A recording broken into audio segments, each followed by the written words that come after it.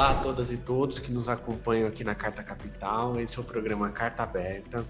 Meu nome é Breno Tardelli e essa temporada está muito especial, gente.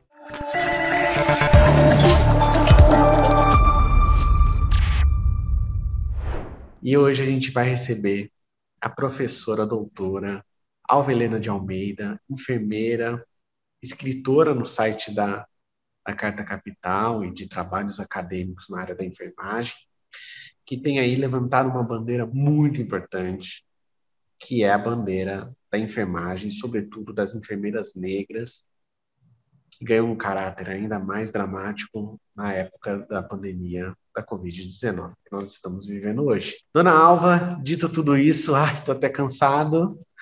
Muito bom dia para nós, muito boa tarde, muito boa noite para o telespectador que estiver nos assistindo. Bom dia, Breno.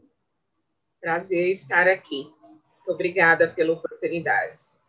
Prazer é todo meu, prazer é todo nosso. E, dona Alva, a senhora começou a escrever recentemente no site da Carta Capital, mas eu vejo que os textos da senhora estão alcançando muitos lugares. Volta e meia eu trombo com um texto seu na internet. A senhora poderia nos apresentar um pouco do debate que a senhora tem apresentado no debate público? O que me consternou o ano passado, no começo da pandemia, foi ver as imagens na mídia que mostravam profissionais da enfermagem utilizando capa de chuva e uma máscara cirúrgica simples para lidar com a população que procurava o serviço. E isso me mobilizou, me chamou a atenção. E eu fui atrás, então, de uma pesquisa que o COFEM fez a respeito do perfil da enfermagem. E aí o que é revelador é que a maioria dos profissionais da enfermagem são mulheres negras. Quando a gente analisa os dados por raça, cor, esta é uma revelação. E aí eu comecei a buscar justificativas para isso, né, do ponto de vista histórico. Então, agora a gente volta para a história para entender. No Brasil colonial, quem prestava os cuidados para a população brasileira eram as mulheres negras escravizadas. Então, toda a dimensão do cuidado, né?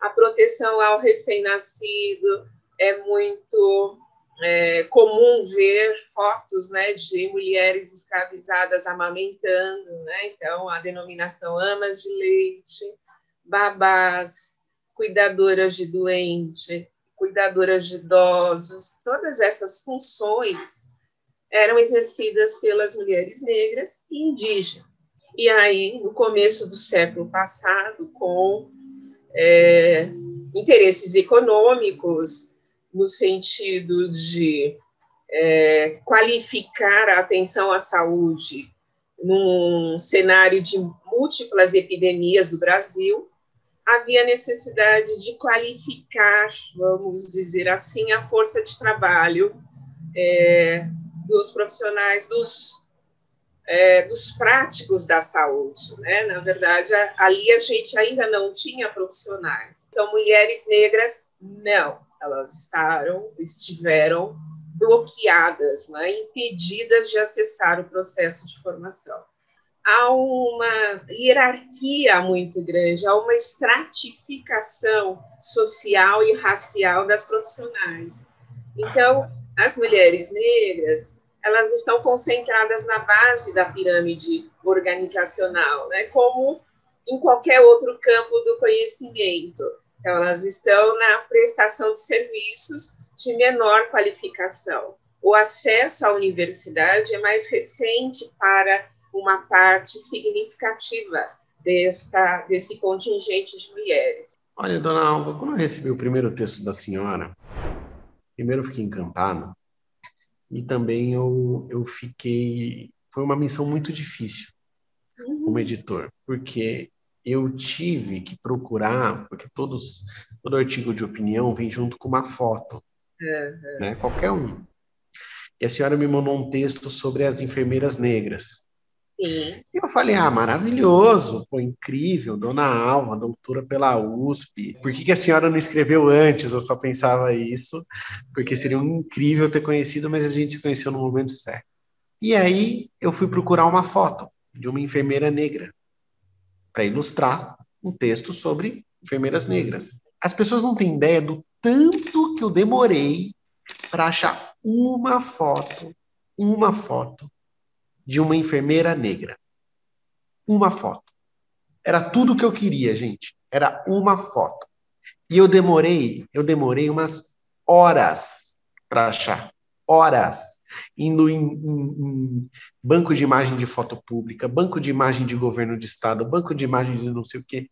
Até que eu achei uma, que é uma mulher negra falando ao telefone, olhando para o lado, né? E essa foto começou a circular em vários outros sites, né? E ali eu cacei, mas eu já estava assim, quase desistindo. É incrível isso. O que a senhora acha, dona Alva? Então, Breno, isso é exatamente a materialização do que a gente aponta como invisibilidade da nossa participação na história da enfermagem brasileira, que 37% são enfermeiras negras e 77% são auxiliares e técnicas. Então, nós temos essa divisão social de classe e de raça. Na categoria, existe uma compreensão de que essa hierarquia é por conta da divisão social e técnica de trabalho, porque quando Florence pensou na formação da enfermagem, definiu que a prestação do cuidado direto seria feito pelas nurses, as mulheres mais pobres de menor escolaridade, e o ensino, a gestão, a administração dos serviços e a supervisão seria feito pelas lady nurses. Estabeleceu-se aí uma divisão social, né, da enfermagem. E no Brasil, né, por conta da escravização e do racismo, estabeleceu-se também uma estratificação racial.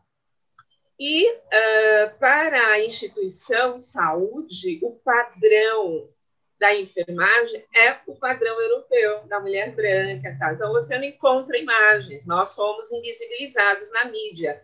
Então, você vai ter essa dificuldade porque nós somos invisibilizadas dentro das instituições da própria área de atuação profissional. E até você, a senhora ter falado sobre o ensino de mulheres negras, é bom lembrar, os telespectadores, que esse é o tema de doutorado da senhora, pela Universidade de São Paulo, o ensino de enfermagem, correto? Correto. Então, eu queria entrar agora, já que a gente está indo do final para o começo de Dona Alma, eu queria entrar que a senhora é uma mulher doutora, né? A senhora é uma doutora pela profissão, né? Da medicina, e doutora pela acadêmico, não é advogada, que é doutor sem ser doutor, entendeu? E aí, como foi a trajetória acadêmica da senhora? Como é que foi o percurso acadêmico? Como a senhora sentiu na academia? E se a senhora teve aliados, parcerias, enfim, um panorama um pouco geral. Então, Breno, eu costumo dizer que eu sou fruto do serviço público do país, né? Então, eu fiz toda a minha trajetória educacional na escola pública. Eu fiz primário, eu fiz curso de admissão, eu fiz o ginasial, eu fiz o ensino médio na escola pública.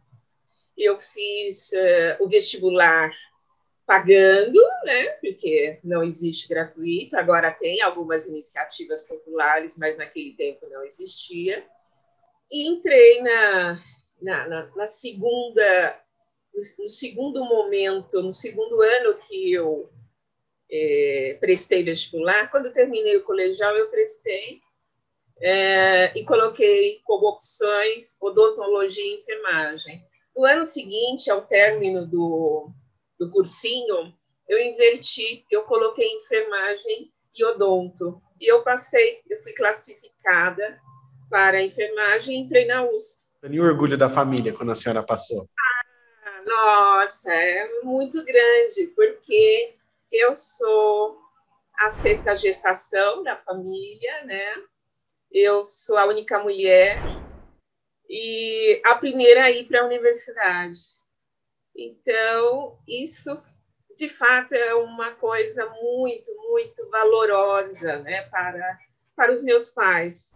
A minha mãe, ela tinha um conhecimento precário, né, uma alfabetização a doméstica, ela foi para a escola por 6 meses, mas sabia ler e fazer contas de cabeça, que ela não errava, sabia quanto tinha de dinheiro no banco, quanto que era para tirar, quanto que poderia gastar.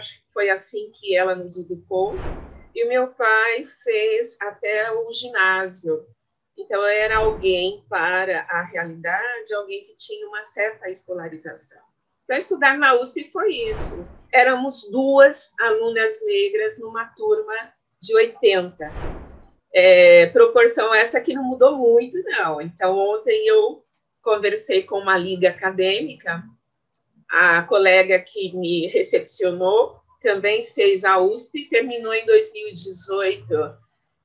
De 80 alunos, 9 eram negros. Então, nossa, 10%, que maravilha, né? Porque a USP é a última instituição brasileira de ensino a adotar as políticas afirmativas, não é? Nós somos exceções, né, nesse universo de população negra que acessa a universidade pública e se mantém lá, porque quem me manteve na universidade pública foi minha mãe, trabalhando como passadeira. A senhora é religiosa, dona? Sim, meus pais eram católicos e me introduziram na religião católica. Então, eu fui batizada, crismada, tal. Mas na juventude, ali aos 23, 25, eu me aproximei das religiões de matriz africana e eu sou uma equede do candomblé. Então, eu também rezo o Padre Nosso, mas eu tenho valores desta religião de origem africana. A senhora é de que orixá? Eu sou de Oxum. Ah, axé, grande mãe, grande mãe. Por isso que a senhora está tão bela nessa transmissão. Não tem como, é uma filha de Oxum, está reluzindo para todos nós. Maravilha. A senhora é quer de um terreiro aqui de São Paulo? Na verdade, eu fui confirmada aqui em São Paulo, Zona Leste, a Ialorixá que me confirmou já está no Orum. E há alguns anos eu busquei algumas outras alternativas para aprender a cuidar de mim, independente de algum terreiro. Então, no momento, eu não frequento, como filha de santo, nenhum terreiro. Quando vou, eu sou uma convidada, eu sou uma pessoa amiga que quer estar presente numa festividade do candomblé, numa obrigação, né, de algum filho de santo, de algum pai de santo. Mas eu tenho tentado cuidar de mim em casa. Assim seja. Como é que a senhora vê, a partir da sua religiosidade, dos saberes de candomblé da senhora, como é que a senhora vê a enfermagem, o trabalho da senhora, sua perspectiva, vamos dizer assim, teórica? Meu conhecimento da religiosidade de matriz africana me faz pensar nos elementos da natureza, né? A água, a terra, o vento, a folha, né? E isso me remete a ao passado, onde as mulheres negras prestavam os cuidados a partir desses conhecimentos, não é? Elas conheciam o corpo da mulher para ajudá-las a parir, e elas não tinham ido a nenhuma formação para isso. Elas eram benzedeiras, então elas usavam folhas que sabiam os seus efeitos benéficos e elas rezavam para isso. Então, esse é um conhecimento que eu penso ser importante ser resgatado para dar reconhecimento a essas mulheres negras que estão por aí. Nós estamos falando de uma realidade urbana da região sudeste, que tem a maior força de trabalho por região, entre as regiões brasileiras. Mas há outras realidades, né, que não, por exemplo, as comunidades quilombolas, elas têm toda uma cultura que é baseada nesses valores da natureza, da ancestralidade. Então, isso precisa ser reconhecido e valorizado. Então, esse é um aspecto. E o outro é de políticas reparatórias, né? Reparatórias no sentido de colocar para dentro do processo de profissionalização institucional aquele que queira seguir a carreira, né? Se ele está bloqueado por questões estruturais, né?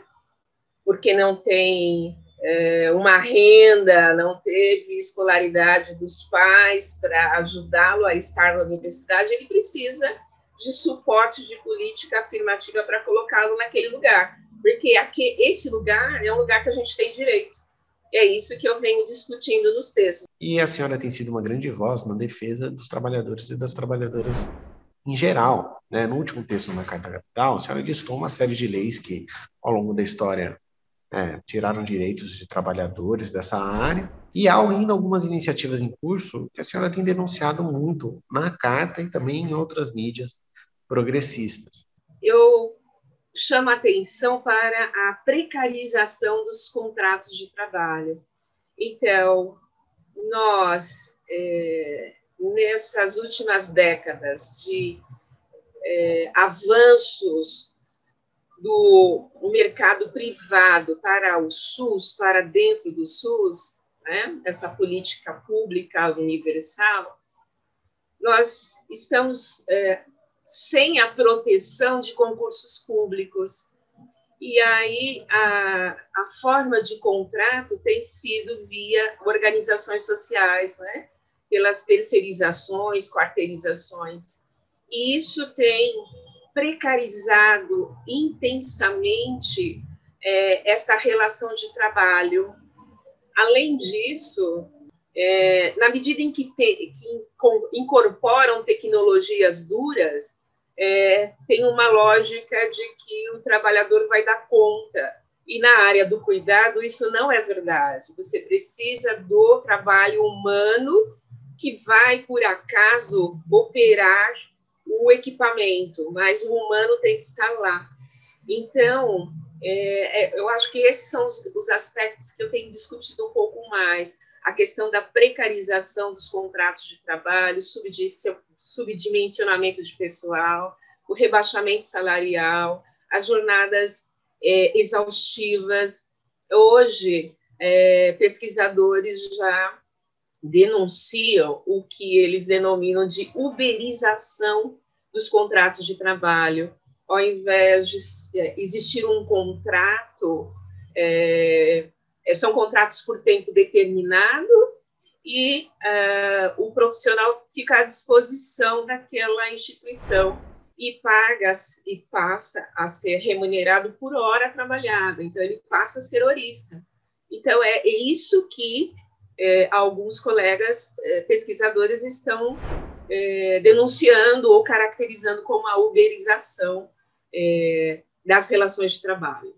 E isso vem, certamente, prejudicando ainda mais a condição física, mental destas mulheres, que se dedicam a mais de um vínculo e ainda tem o receio de ser contaminada, de levar a contaminação para o seu domicílio, para os seus familiares.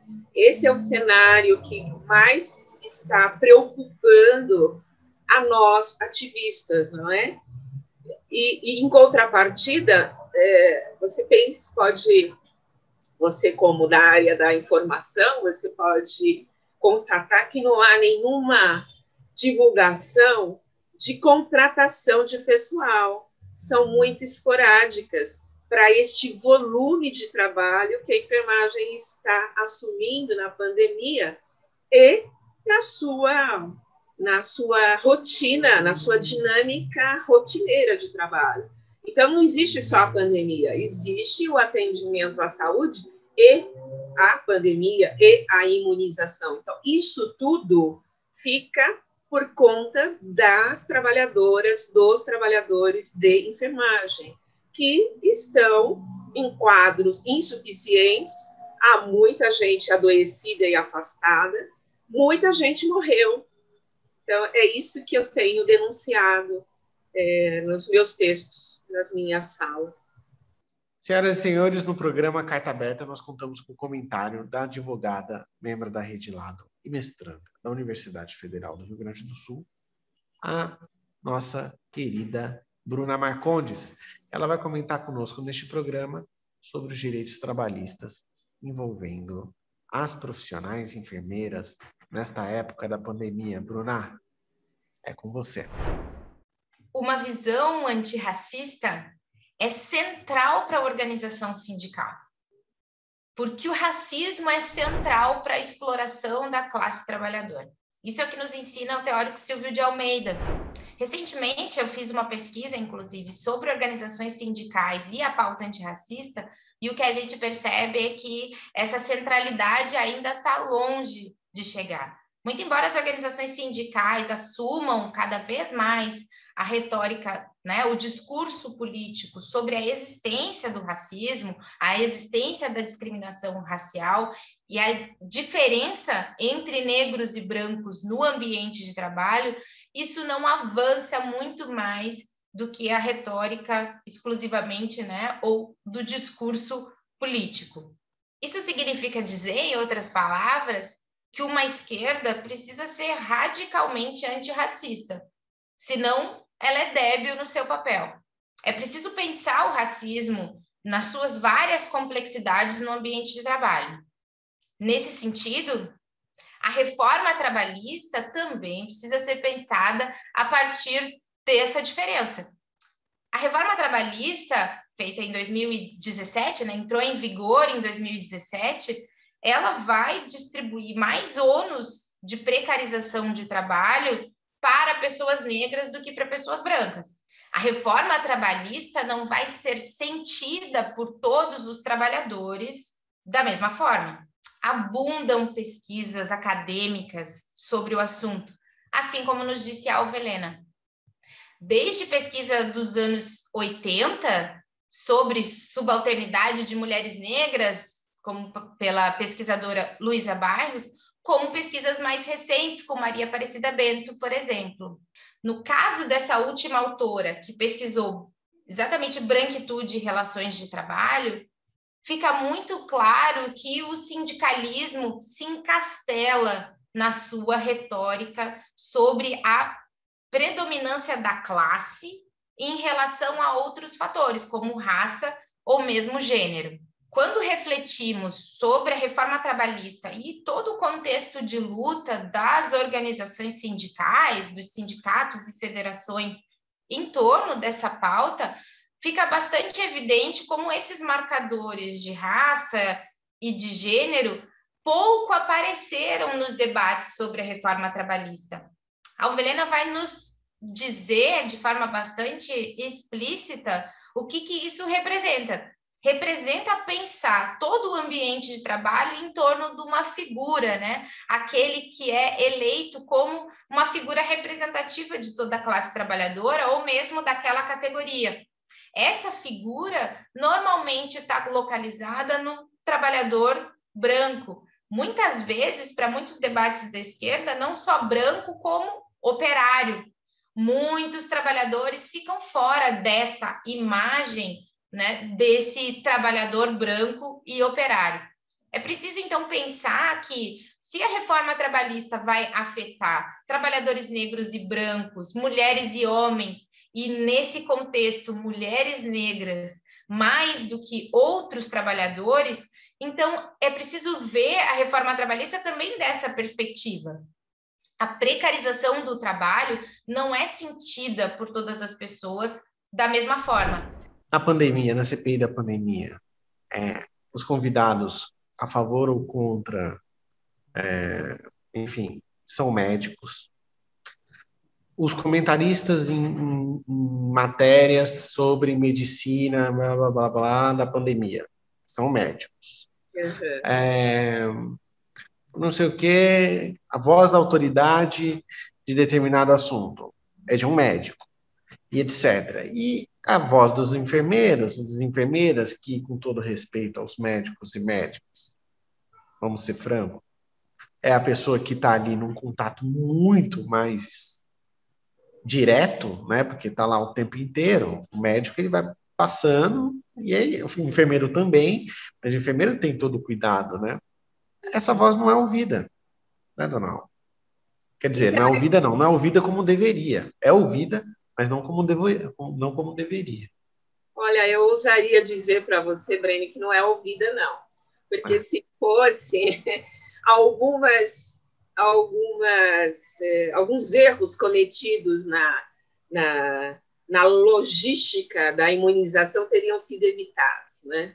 Então, poderia ousar dizer que não somos ouvidos, não. Eu faço sempre um comparativo da enfermagem com os professores. Então, aquela discussão sobre volta às aulas é a mesma que nos coloca na pandemia, ou seja, todo mundo opina sobre a volta às aulas, menos os professores, né? E todo mundo fala da pandemia, menos do maior contingente que trabalha nela. Então, isto é a materialização do patriarcado dentro do sistema de saúde brasileiro e mundial, né? Então, essa fala, esse poder, essa visibilidade, esse conhecimento está centrado na figura do médico. Se não for ele, não tem importância no imaginário coletivo que outro profissional fale. Então, quem domina esse conhecimento da imunização e dos processos de imunização dentro do Sistema Nacional de Imunização é a enfermagem. Mas, de fato, você, como jornalista, você vai constatar que nunca uma enfermeira é chamada para falar sobre. Todo mundo fala sobre. Gonçalo da Encina, por exemplo, né, ele vive falando da imunização, mas nunca lembra de falar da enfermagem. A verdade é, dona Alva, que ninguém olha pelos enfermeiros, porque sequer os formadores dessas políticas vieram desses lugares. Então, Breno, também tem uma questão na formação acadêmica que, apesar da nossa prática ser coletiva, de nós e interdependente, dentro do sistema de saúde, ninguém trabalha sozinho. Eu preciso daquela profissional que abre o prontuário, que abre a ficha de atendimento do cidadão que vai buscar o serviço de saúde, seja no público, seja no privado. Eu preciso da técnica de laboratório, eu preciso do técnico de raio-x, do operador da tomografia, mas nós somos formados, cada um no seu quintal, né? Nossos cursos não têm nenhuma interface, a menos que as coordenações de curso, as pesquisas façam esse esforço de fazer a interprofissionalidade, a interdisciplinaridade. Então, isso dificulta enfrentar e vencer a hegemonia médica. Então, é por isso que só médicos falam pela saúde, mas eles não são únicos a produzirem saúde.